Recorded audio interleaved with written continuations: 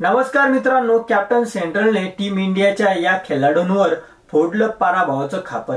काय आहे ही बातमी आपण सविस्तर जाणून घेऊया। चला तर मी सचिन नाईक आणि तुम्ही बघत आहात बातमी चॅनल। आयसीसी चॅम्पियन ट्रॉफी 2025 च्या अंतिम सामन्यात भारतीय संघाने न्यूझीलंडला 4 गडी राखून पराभव केला। या पराभवानंतर किंवा संघाचा कर्णधार मिचेल सँट्नर याला भावना आवरानं झाल्या। न्यूझीलंड संघातील खेळाडू ओल्या डोळ्याने टीम इंडियाचे सेलिब्रेशन पाहत होते। अशातच सामन्यानंतर न्यूझीलंडचा कॅप्टन मिचेल सँट्नर याने टीम इंडियाचं कौतुक केलं आणि आम्ही एका तगड्या संघाविरोधात हरलो असं मोठं वक्तव्य केलंय। नेमकी काय म्हणाला याकडे आपण थोडं लक्ष देऊया। आम्ही एका चांगल्या संघाकडून पराभव झालो। आम्ही पॉवर प्ले नंतर विकेट्स गमावल्या, तिथे सामना आमच्या हातातून गेला। टीम इंडियाच्या स्पिनरने चांगली कामगिरी केली आणि सामना स्लो डाऊन केला। टीम इंडियाकडे 4 वर्ल्ड क्लास बॉलर आहेत, हे त्यांनी पुन्हा सिद्ध केलं। आम्हाला कमीत कमी 20 ते 25 धावा कमी पडल्या, पण सामना म्हटलं तर विजय आणि पराभव होतच असतो असं म्हणत सँट्नरनी